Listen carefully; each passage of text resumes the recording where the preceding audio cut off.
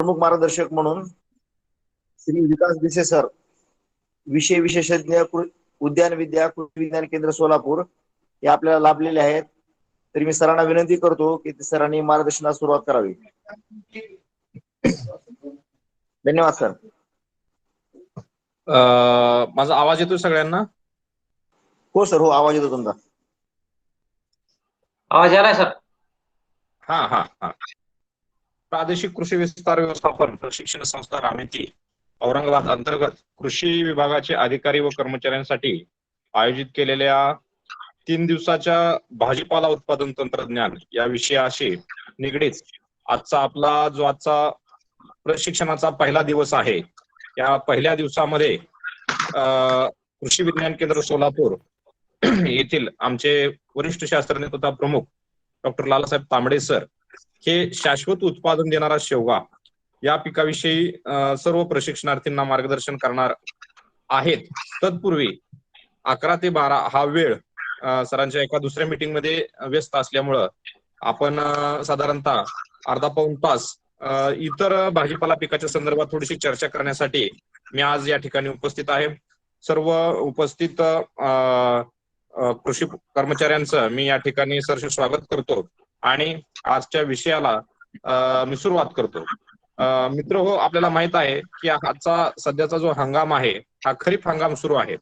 या खरीप हंगामाच्या अनुषंगानं ज्यावेळेस भाजीपाला पिकाच्या संदर्भात आपण चर्चा करतो त्यावेळेस संबंध महाराष्ट्रभर मोठ्या प्रमाणात ज्या काही प्रमुख भाजीपाला पिकाची लागवडी केली जातात त्यामध्ये प्रामुख्यानं टोमॅटो, हिरवी मिरची, ढोबळी मिरची आणि कांदा या 4 प्रमुख भाजीपाला पिकाचा समावेश होतो. मुख्यत्वे टोमॅटो हा जो हे जे पीक आहे, भाजीपाला पीक आहे, हे खरीप, रब्बी आणि उन्हाळी तिन्ही हंगामात घेतलं जातं. पण मोठ्या प्रमाणावर उत्पादकता आणि उत्पादन हे या खरीप हंगामातील पिकापासून शेतकरी मोठ्या प्रमाणात घेत असतात. त्या अनुषंगानं आपल्याही भागामध्ये जसं की पश्चिम महाराष्ट्र असेल किंवा मराठवाड्यातील काही ठराविक पॉकेट्स असतील, या भागामध्ये काही शेतकरी मोठ्या प्रमाणावर टोमॅटोची लागवड करतात. टोमॅटोच्या संदर्भात जर बघायचं झालं तर आपल्याला माहित आहे की टोमॅटोची लागवड अर्ली खरीप, ज्याला आपण 15 मे ते 15 जून हा कालावधी म्हणतो, या दरम्यान ज्या लागवडी होतात त्या लागवडीला शेतकरी प्राधान्यानं जास्त प्राधान्य देतात. ज्याचा महत्वाचा उद्देश हा असतो की साधारणतः टोमॅटो लागवडीनंतर 70 ते 80 दिवसामध्ये त्याचं उत्पादन सुरू झाल्यापासून पुढे आपल्याला तो जास्तीचा वेळ जो आहे तो टोमॅटोच्या हार्वेस्टिंगचा पिरियड जास्त दिवस मिळावा आणि ऐन ह्याच्यामध्ये सणासुदीच्या कालावधीमध्ये ज्यावेळेस उत्तर भारतामध्ये मोठ्या प्रमाणावरती पाऊस सुरू असतो त्यावेळेस आपल्या भागातील टोमॅटोचं उत्पादन हे मध्य प्रदेश, उत्तर प्रदेश, दिल्ली या ठिकाणी मोठ्या प्रमाणावरती मागणी असल्यामुळं आपल्याला दर चांगले मिळतात. त्या अनुषंगानं शेतकरी मोठ्या प्रमाणात सुरुवातीच्या लागवडी करून खूप मोठ्या प्रमाणावर उत्पादन घेण्याचा प्रयत्न करत असतात. त्या अनुषंगानं सध्या बऱ्याचशा शेतकऱ्यांच्या लागवडी ह्या पूर्ण झालेल्या आहेत. मात्र आता या बाबतीत आपल्याला असं लक्षात येईल की प्लॉट किंवा लागवडी ह्या 2 प्रकारे केल्या जातात.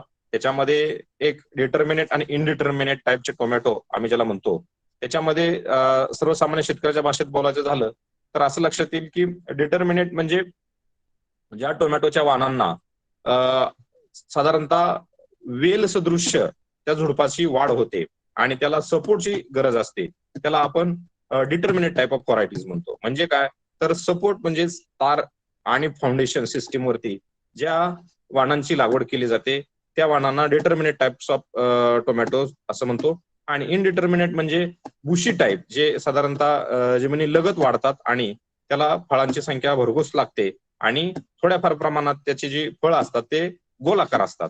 अशा फळांची डिटर्मिनेट टाईप मध्ये गणना केली जाते.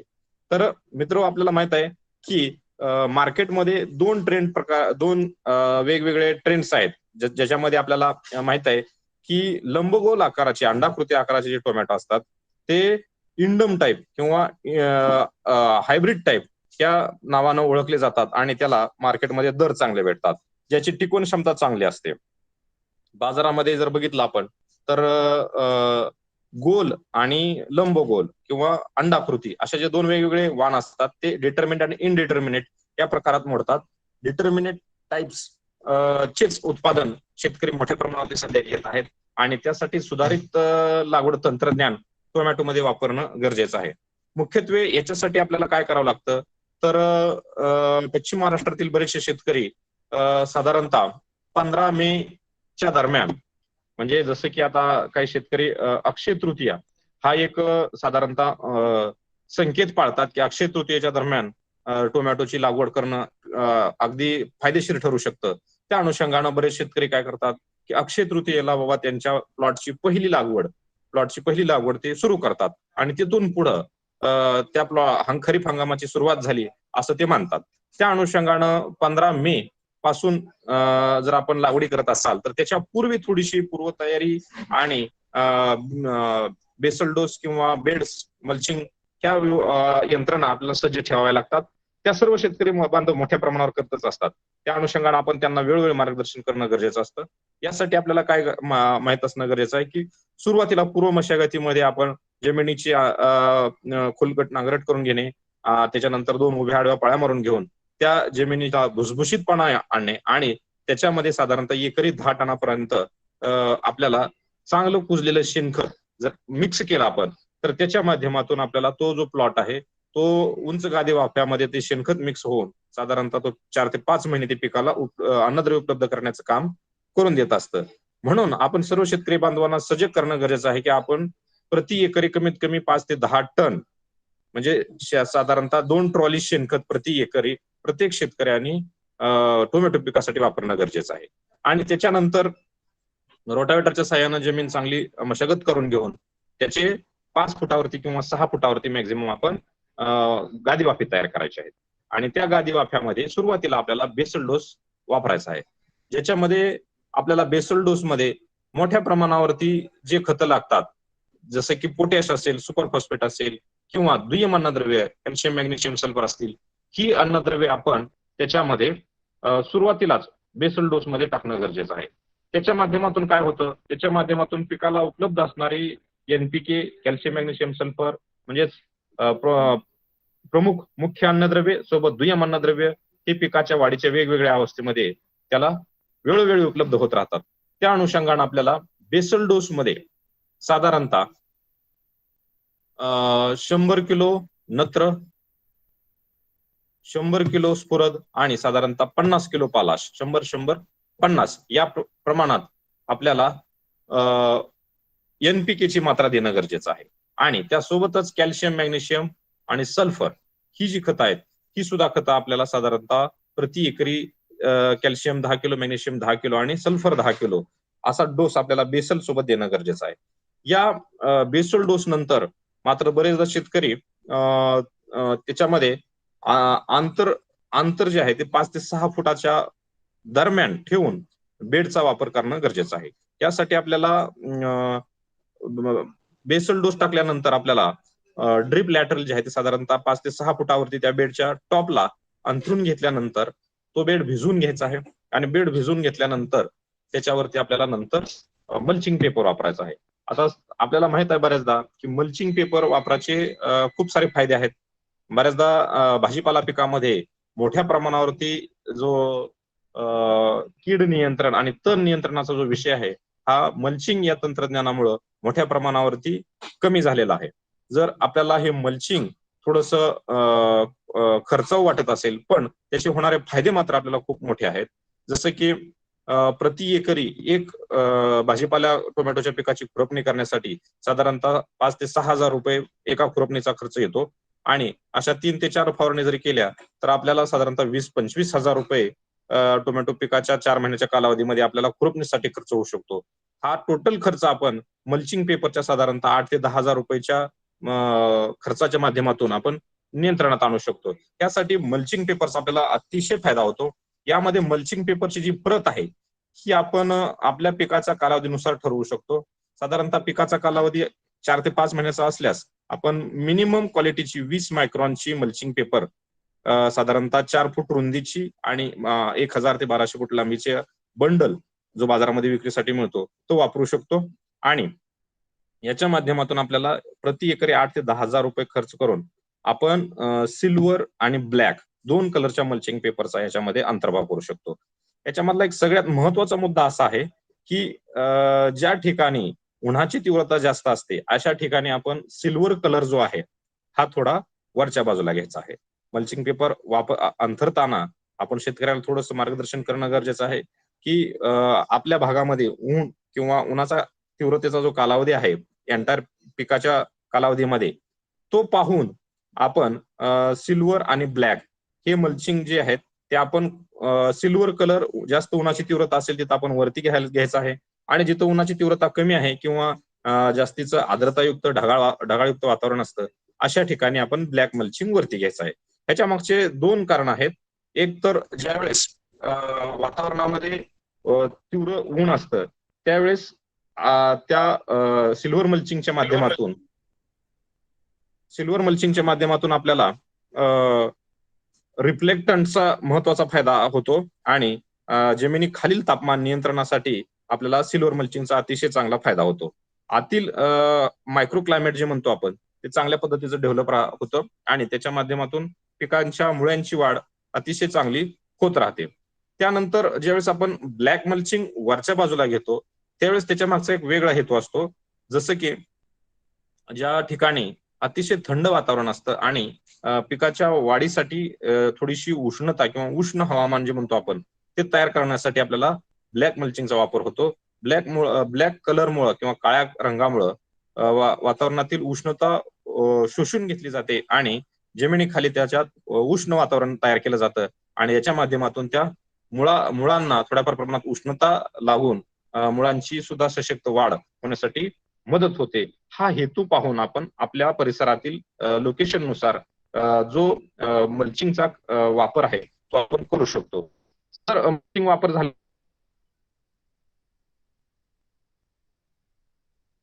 झाल्यानंतर आपल्याला ठिबकच्या माध्यमातून पाणी व्यवस्थापन करायचं आहे आणि सगळ्यात महत्वाचा मुद्दा जो येतो त्यावेळेस आपल्याला इथं रोपांची निवड. पुढला सगळ्यात महत्वाचा मुद्दा जो येतो तो म्हणजे रोपांची निवड. शेतकरी आपण सुरुवातीला आपण कोणत्या मार्केटिंगसाठी टोमॅटोची लागवड करतोय हे पाहायचं आहे.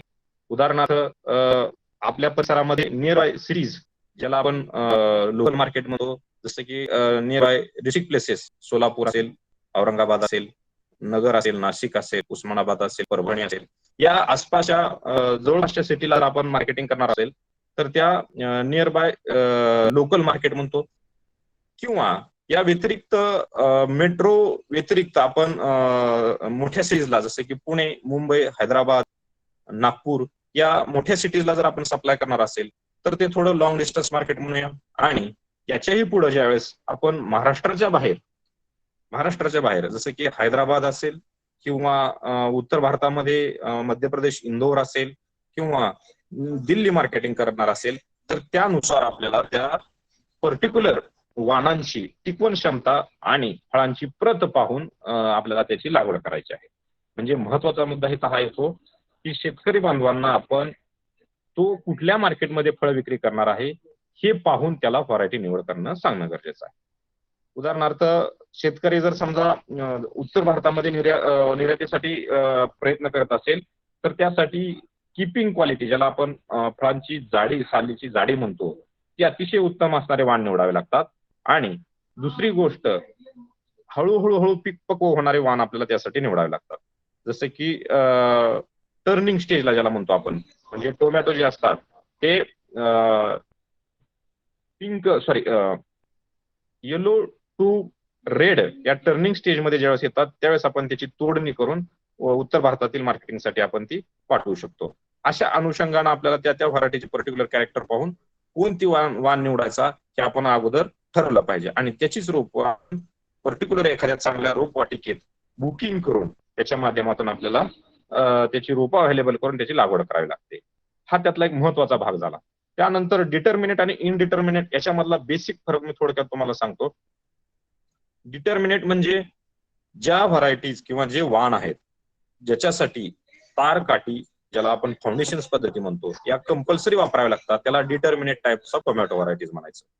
ज्याच्यामध्ये लंबगोल फळं असतात आणि वेलीवरती अधांतरी लागल्यानंतर त्या फळाची प्रत चांगली राहते, अशा वाणांना आपण डिटर्मिनेट टाइप्स ऑफ व्हरायटी म्हणतो. त्यानंतर इनडिटर्मिनेट टाइप ऑफ म्हणजे बुशी टाइप, ज्याला आपण झुडूप वर्गीय टोमॅटो म्हणूया, आणि त्याची फळं जी आहेत साधारणतः गोल आकार राहतात, आणि ही फळं जी असतात ती किपिंग क्वालिटी अतिशय कमी राहते, आणि रेडी टू सर्व किंवा रेडी टू यूज या कॅटेगरीमध्ये याचा वापर होतो, किंवा फार फार तर प्रोसेसिंगला या फळांना प्राधान्य दिलं जातं, आणि लगेच त्याच्यापासून टोमॅटो सॉस असेल, टोमॅटो केचप असेल, अशा प्रकारचे उपपदार्थ तयार करून त्या फळांची टिकून क्षमता कमी असल्यामुळं त्याचा उपयोग केला जातो. हा ह्या दोन याच्यामधला बेसिक फरक आहे. त्यामुळं आपण जनरली डिटर्मिनेट टाइप्स किंवा इनडिटर्मिनेट टाइप यापैकी कोणते वाण वापरायचे हे सुरुवातीला आपण पाहिलं पाहिजे.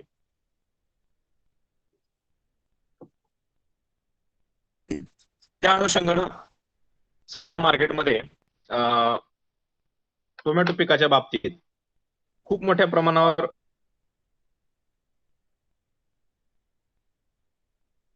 जरी भारतीय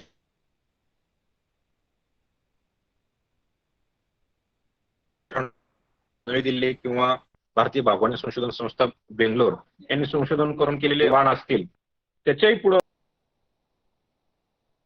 शेतकरी लागवड करतात. सहज पाहायचं झालं तर मार्केटमध्ये आपल्याला खूप मोठ्या प्रमाणावर याच्यामधले फुले राजा हा एक वाण जो आहे, हा महात्मा फुले कृषी विद्यापीठ राहुरी यांनी प्रसारित केलेला वाण आहे. याचीही मोठ्या प्रमाणावरती शेतकरी मागणी करतात, लागवड करतात. पण त्याच्याही पुढे जाऊन IIHR बेंगलोर, भारतीय बागवानी संशोधन संस्था बेंगलोर यांनी सुद्धा काही चांगले वाण प्रसारित केलेले आहेत, ज्याच्यामध्ये मार्का सम्राट हा एक वाण आहे. त्यानंतर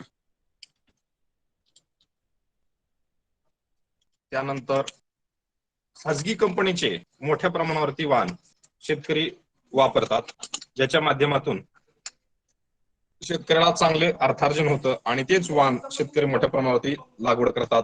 ज्याच्यामध्ये सिंजेंटा कंपनीचा 2048, त्यालाच मेघदूत म्हणून सुद्धा ओळखलं जातं, हा एक वाण आहे. त्यानंतर इंडम कंपनीचा सिंजेंटा कंपनीचा 1057 हा सुद्धा एक वाण आहे. त्यानंतर 3038 एक आहे, अभिनव एक वाण आहे. असे जवळजवळ 4 ते 5 वाण वेगवेगळे आहेत.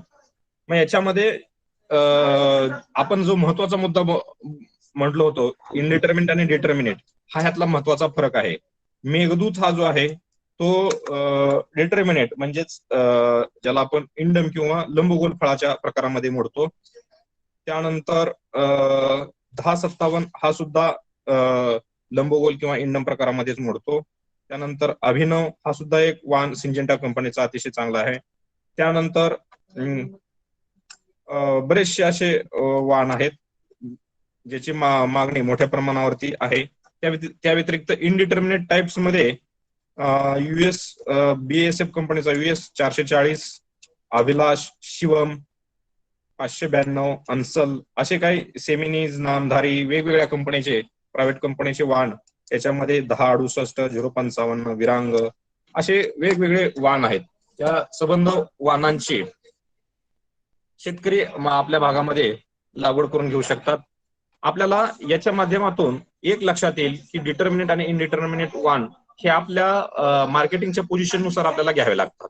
जसं की लॉंग डिस्टन्स मार्केटिंगसाठी आपल्याला हैदराबाद असेल किंवा दिल्ली मार्केटिंगसाठी आपल्याला किपिंग क्वालिटी चांगली असलेली 2048 हा जो वाण आहे टोमॅटोचा, तो अतिशय चांगला आहे. या वाणाची मोठ्या प्रमाणावर शेतकरी लागवड करतात, आणि ज्याचा माल या पश्चिम महाराष्ट्रातील बरेचसे शेतकरी जसं की पुणे भागातील जुन्नर हा जो बेल्ट आहे, हा बेल्ट टोमॅटोचा मोठा बेल्ट म्हणून ओळखला जातो. येथील बरेचसे शेतकरी दिल्ली मार्केटिंगला मोठ्या प्रमाणावरती प्राधान्य देतात, आणि किपिंग क्वालिटी चांगली असलेली म्हणजे जाडसर साल असलेले वाण निवडून याच्या माध्यमातून त्या पिकाची मोठ्या प्रमाणावरती निर्यात करतात. अशा पद्धतीच्या वाणाला मोठ्या प्रमाणावरती प्राधान्य दिलं जातं. असे वाण आपण निवडू शकता, आणि त्याच्यापासून आपल्याला उत्पादकता चांगली वाढवता येते.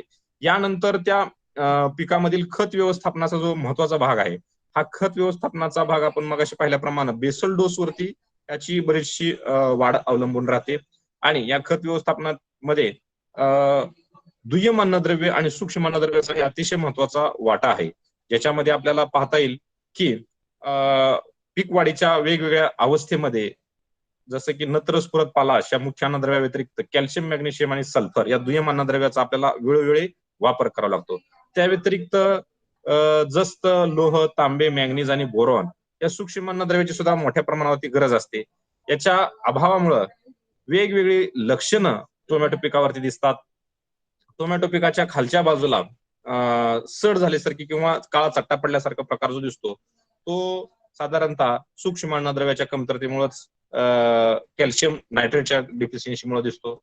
अशी बरीचशी फळं काढणीच्या अवस्थेत खराब होतात, फुलगळ होण्याचं प्रमाण असेल किंवा वेगवेगळ्या अवस्थेमध्ये फळांना तडे जाणे असतील किंवा फळं सड होणे असेल, अशा विविध समस्या अन्नद्रव्याच्या अभावामुळे सुद्धा मोठ्या प्रमाणावरती दिसून येतात. हे टाळायचं असेल तर आपल्याला सूक्ष्म अन्नद्रव्याचा वापर मोठ्या प्रमाणावरती करावा लागतो. राष्ट्रीय बागवानी संशोधन संस्था, भारतीय बागवानी संशोधन संस्था बेंगलोर यांनी संशोधन केलेलं आणि सर्व भाजीपाला पिकासाठी उपयुक्त असलेलं अर्का भाजीपाला स्पेशल हे एक खत आहे. ज्या खतामध्ये सर्व भाजीपाल्याला सुटेबल असे 5 ते 6 सूक्ष्म अन्नद्रव्य इंटिग्रेटेड स्वरूपात म्हणजे एकत्रित स्वरूपात केलेले आहेत आणि त्या सर्व पिकांना ते उपयुक्त आहे. त्याच्या माध्यमातून आपल्याला या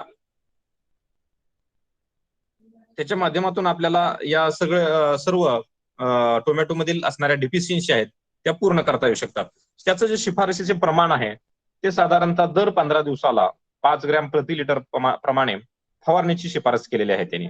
म्हणजे काय करायचं आपल्याला, लागवडीच्या अवस्थेमध्ये आपण बेसल डोस तर टाकतोय, त्यानंतर दुय्यम अन्नद्रव्यामध्ये कॅल्शियम, मॅग्नेशियम, सल्फर सुद्धा आपण दिलेलं असतं आणि सूक्ष्म अन्नद्रव्याची जी गरज आहे ती सूक्ष्म अन्नद्रव्याची गरज आपल्याला फुलं लागण्याच्या अवस्थेत, ज्यावेळेस आपल्याला साधारणतः 65 ते 70 दिवसाचा कालावधी झालेला असतो, 45 दिवसापासून पुढे समजा 60 दिवसाच्या आसपास आपल्याला सूक्ष्म अन्नद्रव्याची गरज सुरू होते आणि त्यावेळेस आपण प्रति ग्रॅम 5 लिटर या प्रमाणात अर्का भाजीपाला स्पेशल या सूक्ष्म अन्नद्रव्याची फवारणी जर केली तर दर 15 दिवसाला 5 ग्रॅम प्रति लिटर प्रमाणे फवारणीची शिफारस भारतीय बागवानी संशोधन संस्था बेंगलोर यांनी केलेली आहे.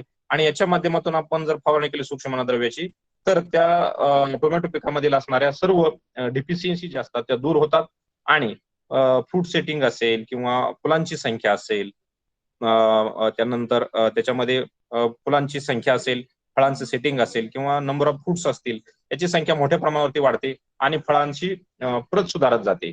आणि नंतर दर 15 दिवसाला आपल्याला या सूक्ष्म अन्नद्रव्ययुक्त खताचा डोस एक स्प्रेद्वारे आणि एक ड्रिपच्या माध्यमातून प्रति एकरी 2 किलो ड्रिपच्या माध्यमातून आणि दर 15 दिवसाला 5 ग्रॅम प्रति लिटर प्रमाणे फवारणीतून देणं गरजेचं आहे, ज्याच्याद्वारे आपल्याला सर्व सूक्ष्म अन्नद्रव्याची कमतरता कव्हर होतात आणि मुख्य फळांची जी प्रत आहे ती चांगली सुधारते. या व्यतिरिक्त टोमॅटो पिकावरती मोठ्या प्रमाणावरती किडी आणि रोगाचा प्रादुर्भाव होतो, ज्याच्यामध्ये फळ पोकरणारे अळी असेल किंवा नागाळे असेल किंवा शेंडे पोकरणारे अळी असेल किंवा इतरही किडीचा आणि रोगाचा प्रादुर्भाव मोठ्या प्रमाणावरती होत असतो. या सर्व समस्येसाठी आपल्याला कृषी विज्ञान केंद्र सोलापूर किंवा इतरही कृषी विभागामार्फत जे वेळोवेळी लिटरेचर प्रकाशित केलं जातं किंवा काही विशेषांक आलेले असतात, भाजीपाला विशेषांक असेल किंवा शेतकरी मासिकामध्ये सुद्धा दर महिन्याला वेगवेगळ्या पिकावरील कीड रोग व्यवस्थापन असतील किंवा काही भाजीपाला विशेषांक असतात, याची आपण वेळोवेळी माहिती घेणं गरजेचं आहे, ज्याच्या माध्यमातून आपण शेतकरी बांधवांना चालू हंगामामधल्या येणाऱ्या पिकांच्या ज्या अडीअडचणी असतात त्याच्यावरती आपण मार्गदर्शन करू शकतो. आणि याच्यामध्ये कीड रोग व्यवस्थापन हा असा विषय आहे की याच्यामध्ये आपल्याला थोडंसं अद्ययावत जे आहे त्या सगळ्या गोष्टी लक्षात ठेवणं गरजेचं आहे, ज्याच्या अभावी आपल्याला मार्केटमधील चालू कीटकनाशके असतील किंवा बुरशीनाशके असतील यांचा वापर, त्याचं प्रमाण आणि त्याची परिणामकारकता हे प्रत्यक्ष पाहिल्याशिवाय आपल्याला सांगता येऊ शकत नाही. त्या अनुषंगाने आपल्याला या सर्व बाबी सर्व शेतकऱ्यापर्यंत पोहोचवण्यासाठी आपलं ज्ञान अद्ययावत करण्यासाठी आपण थोडा तांत्रिक बाबीकडे लक्ष देणं गरजेचं आहे, जसं की शेतकरी मासिक असेल किंवा सुधारित पद्धतीच्या तंत्रज्ञानाचा अवलंब करून आपण आपल्या या टोमॅटो पिकातील शेतकऱ्यांना वेगवेगळी माहिती सांगून त्याच्या माध्यमातून आपण आपल्या याच्या कीड रोग व्यवस्थापना संदर्भात आपण त्याच्यामध्ये ज्ञानामध्ये भर पाडू शकतो. त्यानंतर शेवटच्या टप्प्यामध्ये जर आपल्याला चर्चा करायची झाली तर टोमॅटो पिकाच्या बाबतीत आपल्याला विक्री व्यवस्थापन, काढणी, प्रतवारी आणि हाताळणी या संदर्भात बघायचं झालं तर असं लक्षात येतं की बऱ्याचदा शेतकरी काढणी पश्चात व्यवस्थापनाकडे थोडंसं दुर्लक्ष करतात. फळांची जी काढणी आहे ही कधी केली पाहिजे हा एक सगळ्यात महत्वाचा मुद्दा आहे. टोमॅटो पिकाच्या बाबतीत जर आपण बघायचं झालं तर आपण पाहतो की टोमॅटो पिकाची जी लागवड आहे ही लागवड आपण पर्टिक्युलर कोणत्या मार्केटिंगसाठी करणार आहोत हा मगापासून आपण विषय जो चर्चा करतो त्याच्यावरती परत एकदा अजून आपलं लक्ष मी वेधू इच्छितो की ज्याद्वारे आपल्याला माहित आहे की समजा आपण नियर बाय मार्केटला माल काढणी करत असाल तर तो आपल्याला परिपक्व स्टेजमध्ये सुद्धा काढला तरी चालू शकतो. अदरवाईज जर तो लॉंग डिस्टन्स मार्केटला आपल्याला पाठवायचा असेल, विक्री व्यवस्थापन करायची असेल तर त्यासाठी आपल्याला टर्निंग स्टेज ज्याला म्हणतो आम्ही की ज्याच्यामध्ये फळं ही साधारणतः 70% मॅच्युरिटी झालेली असतात, ज्याला आपण टर्निंग स्टेज म्हणतो, ज्याच्यामध्ये फळं पिवळसर झालेले असतात आणि त्याच्यातून पुढे ते लाल रंग घेत असतात. त्यापूर्वीची जी अवस्था असते त्या स्टेजमध्ये आपण जर ती फळं काढली तर आपल्याला ती लॉंग डिस्टन्स मार्केटिंगला पाठवता येऊ शकतात. काढणीनंतर चा जो महत्वाचा विषय येतो तो म्हणजे प्रतवारी. प्रतवारी आपण जनरली शेतकरी प्रतवारीकडे तितकंसं लक्ष देत नाहीत, त्याच्यामुळं शेतकऱ्याला लमसम रेट मार्केटमध्ये मिळतात. त्याच्याऐवजी जर आपण थोडंसं हाताळणीमध्ये आणि प्रतवारीमध्ये थोडंसं जर लक्ष दिलं तर आपल्याला त्याच्यापासून नक्कीच फायदा होतो. पहा तुम्ही, आपण जर काही शेतकऱ्यांना सांगितलं की तुम्ही तुमच्या जो प्रोड्यूस आहे किंवा जो माल आहे तो त्याची प्रतवारी करून विक्री करा, म्हणजेच सहज क्रेट वाईज आपण जो टोमॅटो विक्री करतात शेतकरी त्याच्याऐवजी त्याच्यामध्ये साधारणतः आपण 1 नंबर, 2 नंबर आणि 3 नंबर अशा पद्धतीची ए ग्रेड, बी ग्रेड आणि सी ग्रेड ग्रेडिंग केलं आणि त्याचे जर मार्केटिंग केलं तर आपल्याला प्रत्येकाचा दर वेगळा मिळतो आणि त्याच्यामुळं आपल्याला दरामधला जो बेनिफिट आहे तो घेता येऊ शकतो. यासाठी प्रतवारी करणं गरजेचं आहे. प्रतवारी शक्यतो आपण उत्कृष्ट प्रतीची फळं ग्रेडमध्ये, दुय्यम प्रतीची फळं बी ग्रेडमध्ये आणि साधारणतः कमी प्रतीची किंवा लो ग्रेडची फळं आपण 3 नंबर प्रतीमध्ये वर्गवारी करून आपण त्याची प्रतवारी करू शकतो आणि त्याची जी पॅकिंग आहे ती आपण वेगवेगळ्या याच्यामध्ये करू शकतो. मग याच्या माध्यमातून आपल्याला प्रतवारीचा ऍडिशनल बेनिफिट असा मिळतो की अ दर्जाच्या फळांना आपल्याला चांगले दर मिळतात, ब दर्जाच्या फळांना सुद्धा चांगले दर मिळतात आणि क दर्जाच्या फळाला किंवा सी ग्रेडच्या फळांना जरी दर कमी मिळाले तरी तुलनेनं ए आणि बी मध्ये आपल्याला मोठ्या प्रमाणावरती दर मिळाल्यामुळं आपली त्याच्यापासून जास्तीचा नफा मिळालेला असतो. हा त्याच्यामधला एक महत्वाचा फायदा आपल्याला प्रतवारीचा लक्षात येईल. त्यानंतर पॅकिंगचा एक सुद्धा मुद्दा आहे ज्याच्याकडे बऱ्याचदा शेतकरी दुर्लक्ष करतात. पॅकिंग सर्वसामान्यपणे लोकल मार्केटिंगसाठी आपण क्रेटमध्ये पॅकिंग करतो, पण ते जर आपल्याला खात्रीशीररित्या माहित असेल की आपला माल हा बाहेर म्हणजे बांगलादेश, नेपाळ किंवा अदर कंट्रीजला बरेचसे व्यापारी पिकअप करतात, त्या अनुषंगाने थोड्याशा व्यापाऱ्याशी चर्चा करून आपण व्यापाऱ्याचं जे पॅकिंग आहे तेच पॅकिंग आपण आपल्या शेताच्या वरती, बांधाच्या वरती किंवा आपल्या पॅकिंग शेड मध्ये जर आपण केलं तर त्याचा फायदा असा होऊ शकतो की जो दर आपल्याला 50% किंवा 60% मध्ये कमी मिळणार होता तो दर आपल्याला व्यापारी त्याच्यापेक्षा कितीतर पटीनं जास्तीचा देऊन त्यांचं पुढलं काम आपण शेतावरती केल्यामुळे आपल्याला अट्रॅक्टिव्ह पॅकिंगच्या आधारे दरामध्ये सुद्धा मोठ्या प्रमाणावरती सुधारणा झाल्याची आपल्याला दिसून येते. यासाठी आपण निर्यातीचे मानक जे आहेत ते पाहून टोमॅटोमध्ये आपण बॉक्स पॅकिंग असेल किंवा त्याही व्यतिरिक्त कोरुगेटेड फायबर बॉक्सेस ज्याला म्हणतो आपण, त्या CFB बॉक्सेसचा वापर करून शेतकऱ्यांनी 5 किलो 10 किलो या प्रमाणात जर पॅकिंग केलं तर त्याला अतिशय चांगले दर हे मिळू शकतात. त्यानंतर विक्री व्यवस्था हा जो एक महत्वाचा मुद्दा आहे, विक्री व्यवस्थापन ह्या अनुषंगानं आपण पाहायचं झालं तर शेतकरी बांधवांना असं लक्षात येईल की विक्री व्यवस्थापन हे नियर बाय म्हणजेच साधारणतः तालुका प्लेसेस मार्केट असतील किंवा जिल्हा प्लेसेसचे मार्केट असतील, या व्यतिरिक्तही आपल्याला विक्री व्यवस्थापनामध्ये सगळ्या शेतकऱ्यांनी थोडंसं सजग राहणं गरजेचं आहे. कारण मार्केटिंग ज्याला जमतं त्या शेतकऱ्यांना मोठ्या प्रमाणावरती त्या पिकापासून नफा कमवण्याचं शास्त्र समजत असतं असं आपण मानतो. त्या अनुषंगानं आपण विक्री व्यवस्थापना किंवा मार्केटिंगमध्ये मुख्यत्वे आपल्या व्हरायटीची जी वेल्थ आहे, जी किंवा स्ट्रेंथ आहे, जी आपण म्हणतो की बाबा ह्याच्या आधारे आपल्याला यापासून चांगला दर मिळू शकतो, त्याचं थोडंसं आपण हे करणं, ब्रँडिंग किंवा त्याचं इव्हॅल्युएशन करणं, त्याची प्रत ग्राहकापर्यंत पोहोचवून देणं, ह्या बाबी आपण थोडंसं सजगतेनं पाहणं गरजेचं आहे. आणि तरच आपल्याला त्याचा जास्तीचा बेनिफिट विक्री व्यवस्थापनेतून मिळू शकतो. अदरवाईज आपल्याला जनरलाइज रेटमध्ये खूप मोठ्या प्रमाणावरती फरक पडतो. हा न होऊ देता आपण आपल्या सर्व शेतकरी बांधवांना एवढंच सांगायचं की जो प्रोड्यूस तयार होणार आहे आपला, हा एक तर आपण मेट्रो सिटीजला मार्केटिंग करणार आहोत, किंवा उत्तर भारतातील शहरांना मार्केटिंग करणार आहोत, किंवा तो नेपाळ किंवा बांगलादेश तत्सम देशांना मार्केटिंग करणार आहोत, हे पहिले ठरवून घ्यायचं आणि त्याच्या आधारे आपली विक्री व्यवस्था तयार करायची. याच्या माध्यमातून आपल्याला विक्री व्यवस्था जर तयार झाली तर मोठ्या प्रमाणावरती आपल्याला या टोमॅटो पिकातून नफा मिळू शकतो. अशा प्रकारे आपण एकंदरीतच टोमॅटो या पिकाच्या माध्यमातून सुरुवातीपासून, म्हणजेच साधारणतः जसं आपण मगाशी म्हटल्याप्रमाणे सुरुवातीच्या लागवडीच्या तयारीला जर आपण 15 मे पासून तयारी केली असेल तर 15 ऑक्टोबर पर्यंत, म्हणजे साधारणतः जून, जुलै, ऑगस्ट, सप्टेंबर आणि ऑक्टोबर 4 ते 5 महिने पूर्ण झोकून देऊन जर शेतकरी काम करत असतील तर या पिकातून आपल्याला प्रति एकरी साधारणतः 30 ते 35 टन उत्पादन प्रति एकरी पश्चिम महाराष्ट्रातील काही शेतकरी घेत आहेत. या टोमॅटो पिकाची उत्पादकता आपण सरासरी 20 ते 25 टन पाहतो, पण 35 ते 40 टन प्रति एकरी उत्पादकता सुद्धा पश्चिम महाराष्ट्रातील काही शेतकरी घेत आहेत. त्या अनुषंगानं आपणही आपल्या विभागातील काही शेतकऱ्यांना प्रोत्साहन देऊ शकता, काही शेतकऱ्यांना प्रशिक्षणाच्या माध्यमातून आपण सांगू शकता, किंवा परिचयात्मक भ्रमण याच्या अंतर्गत आपण काही प्रगतशील शेतकऱ्यांना भेटी देऊ शकता आणि आपल्या भागातील शेतकऱ्यांना टोमॅटो या पिकापासून चांगलं उत्पादन कसं काढायचं यासाठी एक उद्बोधक म्हणून आपण मार्गदर्शन करू शकता. या माध्यमातून आजच्या या प्रशिक्षणाच्या माध्यमातून मला आपणाला एवढंच सांगायचं आहे की टोमॅटो हे भाजीपाला पिकातलं प्रमुख पीक आहे. या पिकामध्ये खूप मोठं अर्थकारण दडलेलं आहे. जसं की एकूण टोमॅटोच्या उत्पादकतेमध्ये भारताचा जरी दुसरा नंबर लागत असला तरी भारतापेक्षा जास्त उत्पादन चायनामध्ये आहे.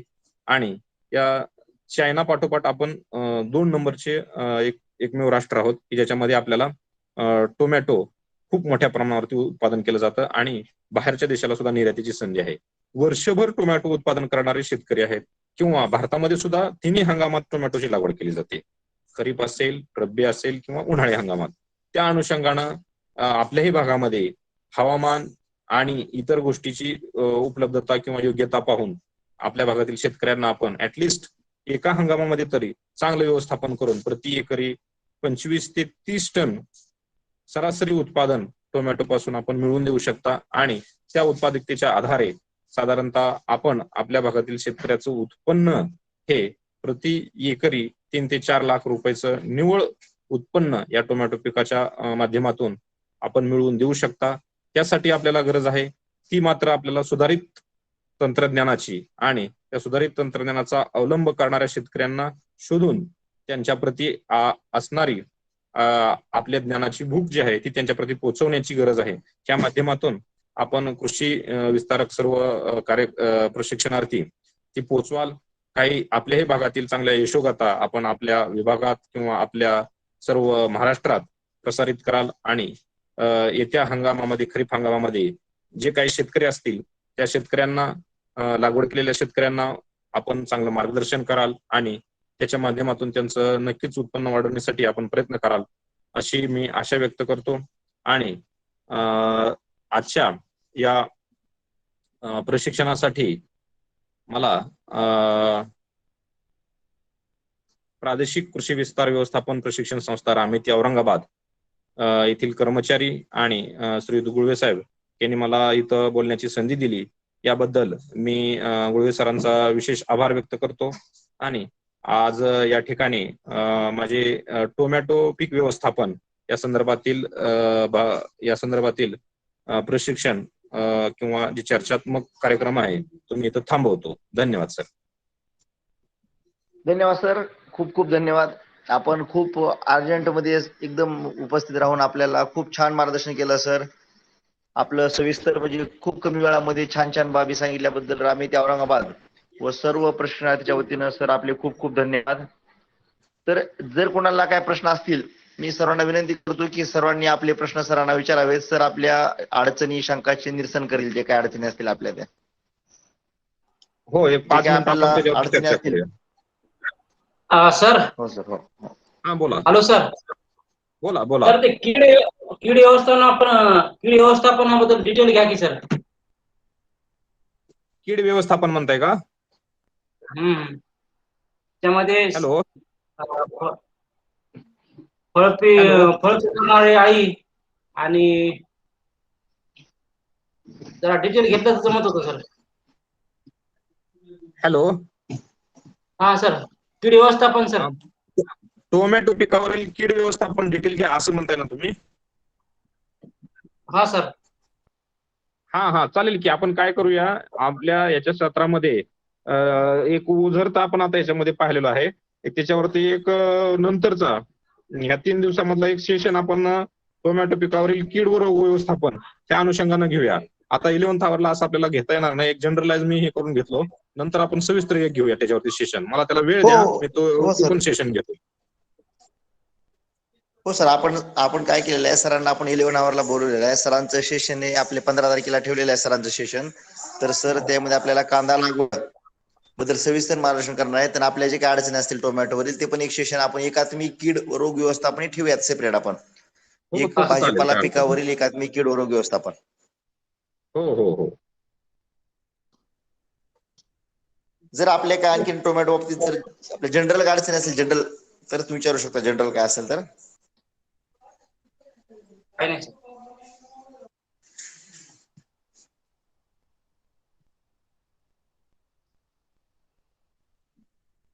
कुणाचे काय प्रश्न आणखीन?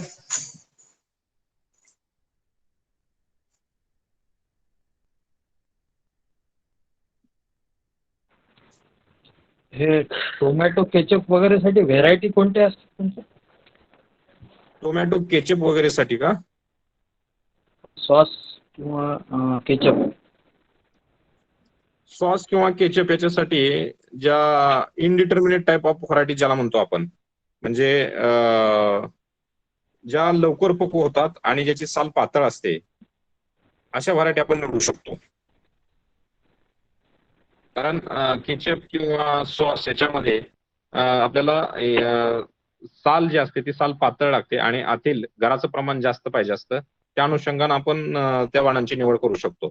इनडिटर्मिनेट टाईप ऑफ व्हरायटी ज्याला आपण म्हणतो की लवकर पक्व होतात आणि जास्त कालावधीची टिकून क्षमता नसते, अशा व्हरायटीचा वापर सर्रास केचप आणि सॉस साठी केला जातो. म्हणजे गोल फळांचा वापर जास्त केला जातो लंबगोल फळाच्या ऐवजी. थँक्यू.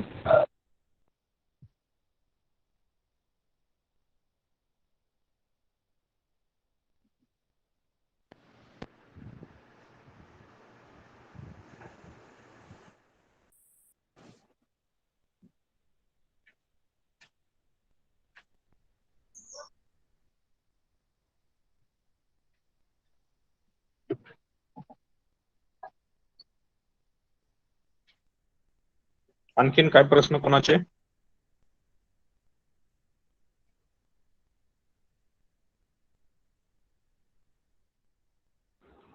विचारा. कोणाचे काही प्रश्न असतील तर कृपा करून विचारा.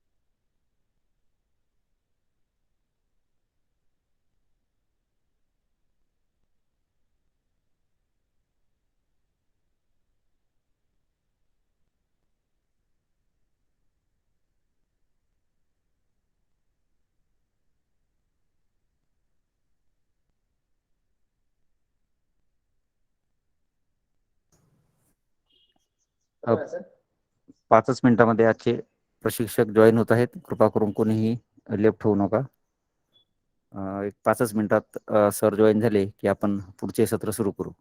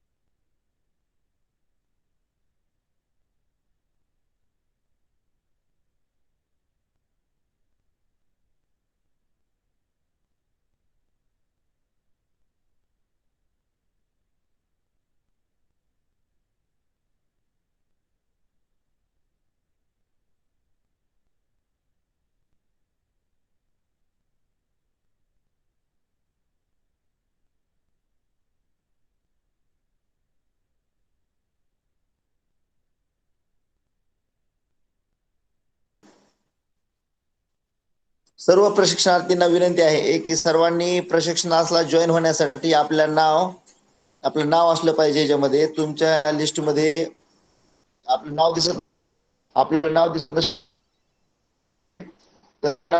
विनंती आहे जॉईन होता नावाने जॉईन व्हा. आपलं नाव नसलं तर आम्हाला उपस्थिती घेण्यास अडचण होते व तसेच प्रत्येकानं आपली उपस्थिती ही चार्ट बॉक्समध्ये नोंद करावी. चार्ट उपस्थिती नोंद न केल्यास आपली अनुपस्थिती माननीय विभागीय कृषी सहसंचालक औरंगाबाद व लातूर यांना जाईल. तर कृपया सर्वांना विनंती आहे की सर्वांनी आपली उपस्थिती नोंद करावी. तसेच आज उपस्थिती पण खूप खूप कमी दिसत आहे. तर फक्त 14 लोक जॉईन आहेत. आपल्या 40 लोकांचं नॉमिनेशन असूनही फक्त 14 लोक जॉईन आहेत, तरी उपस्थिती खूप कमी आहे. तरी सर्वांना विनंती आहे की आपले कलिग्स असतील किंवा आपले सहकारी असतील त्यांना कळवावे आणि उपस्थिती जास्त होईल असं नियोजन करावं. तर आपलं हे आजचं सेशन आता संपलेलं आहे. आपलं आता सरांना वेळ असल्यामुळं आपलं दुपारचं सेशन 1 वाजता सुरू होईल. 1 वाजता माने हांडे सर 1 वाजता आपले लेक्चर घेतील. तरी आता आपण लिफ्ट होऊ शकता. बरोबर 1ला 10 मिनिटं कमी असताना सर्वांनी जॉईन व्हायचं आहे प्रशिक्षण सत्रास. सर्वांनी 1 वाजता जॉईन होणं आवश्यक आहे. आपली उपस्थिती दुपारच्या सत्रामध्ये केली जाईल सर्वांची उपस्थिती.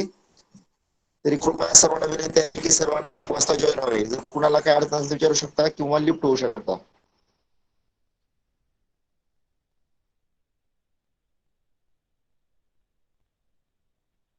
सर्वांनी 1 वाजता जॉईन व्हायचं आहे आपल्या प्रशिक्षण